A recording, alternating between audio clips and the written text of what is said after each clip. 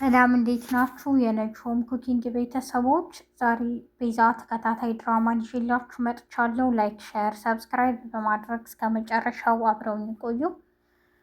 ዛሬ ወይዘሮ ዘርፌ ዘራፊዎቿ ወደ ቤቷ ሄደዋል።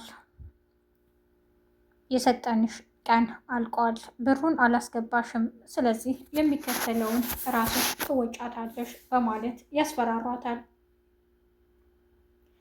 ወደ ዶክተሩም ጋር ሌላ ሰው ሄዶ ስለነበር በቪዲዮ ኮል ደውለው ያሳዩታል።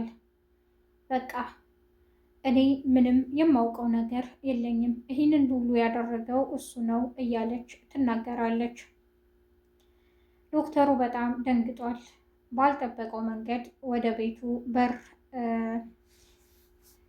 ተከፍቶ የገቡት ወንድሙና ሳሚ እና ከዚህ በፊት ብዙ ጉዳት ያደረሰበት ጓደኛው ነበር። በጣም ይደነግጣል። እንዴ ምን ሆናችሁ ነው ይላል። ቀድሞ ሳሚ ነበር የገባው። ሳሚን እንኳን ደህና መጣህ፣ ሱራፌልንም እንደዛ እያለ እያሾፈ ነበር። በኋላ እንዳመረሩ እና እንደማይለቁት ሲያውቅ በጣም ይደነግጣል። የማትወጡትን ጨዋታ አትጀምሩ፣ እባካችሁን ውጡልኝ ከቤቴ ይላቸዋል። ምንም ሊሰሙት አልቻሉም። ወይዘሮ ዘርፌ ከሉላ ጋር ታወራለች። እኔ ምልሽ አክስቴ ለምንድን ነው ብሩን የማንሰጣቸው ትላለች፣ በጣም ስለደነገጠች። አክስቴ ነው ያለችው። ይችን ልጅ ያዝ፣ በቃ የወሰድናትንም ልጅ አንመልስም ይላሉ። ሉላ አሁንም ትወናዋን ቀጥላለች። ወይዘሮ ዘርፌ በጣም ደንግጣለች። በድንገት ያገኘችው ሀብትና ንብረት ሳታስበው ከእጇ ሊወጣ እንደሆነ ስላሰበች በጣም አስባለች። እነ ሱራፌል የሚፈልጉት በየትኛውም መንገድ የተወሰደባቸውን ገንዘብ ወደ ራሳቸው መመለስ ነው። ወይዘሮ ዘርፌ ትምላለች፣ ይሄ ነገር ቤቴ እንዴት እንደመጣ አላውቅም፣ አላደረኩምም ትላለች። በቃ እስከ ነገ ድረስ ቀጠሮ ሰተንሻል፣ የመጨረሻ ብሩን ካላስገባሽ ግን እኛ ማን እንደሆን አታውቂንም በማለት ትተዋት ይሄዳሉ።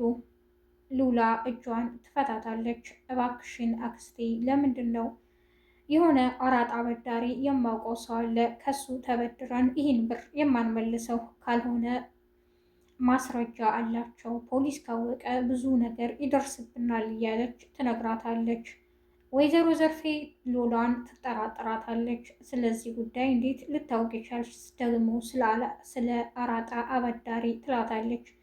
አንድ ወቅት ላይ ካፌ ስሰራ ነበር ይህን ሰውዬ የተዋወቅኩት እና በቃ እንደዚህ አይነት ችግር ለሚገጥማቸው ሰዎች ብር ያበድራል፣ ሰርተሽ ትከፍለዋለሽ፣ ጊዜውን ደግሞ ረዘም አድርጎ ነው የሚሰጥሽ፣ በአጭር ጊዜ አይደለም እያለች ትነግራታለች። ወይዘሮ ዘርፌ ይሄ ነገር ምንም አልተዋጠላትም። እንዴት በኋላ ከየት አንጥተን ልንከፍለው እያለች ትጠይቃታለች። እንዴ ድርጅታችን እኮ ይሰራል፣ በቃ ያን ትንሽ ትንሽ እየከፈልን እንከፍላለን እያለች ትነግራታለች። ነው አሁንም አታምኝም? በዚህ ሁሉ ጭንቀት ውስጥ ሆነሽ እኔ እኮ ምንም እንዳትጎጂብኝ ስለምፈልግ ነው እያለች ሉላ ታጽናናታለች። ወይዘሮ ዘርፌ የዋዛዋ አይደለችም። አሁን ተይኝ፣ ይህን ነገር እንዴት ልታውቂ ቻልሽ እያለች ትነግራታለች። ሽብሩ ሉሲን መንገድ ላይ ያገኛታል። ስለተፈጠረ ሁሉ ይነግራታል። ምን ማለት ነው? ያልከውን ሁሉ እኮ ሳሮን መታ ነግራኛለች። ምንድን ነው የምታስበው? እኔ እርጉዝ እንደሆንኩኝ ነገርኩህ። ምን አስበህ ነው? አሁን ተጋብተን እንፋታለን። ስለዚህ የምትለው ምን ሆነህ ነው? ክብር የምታስቀድመው ለፍቅር መስዋዕትነት የምትከፍለው አንተ መቼ ነው? እንዴት እንደዚህ አይነት ነገር ታስባለህ? ይህንን ላደርገው አልችልም ትለዋለች። ይልቅ በጸባይ ብንስማማ አይሻልምም? ይላታል።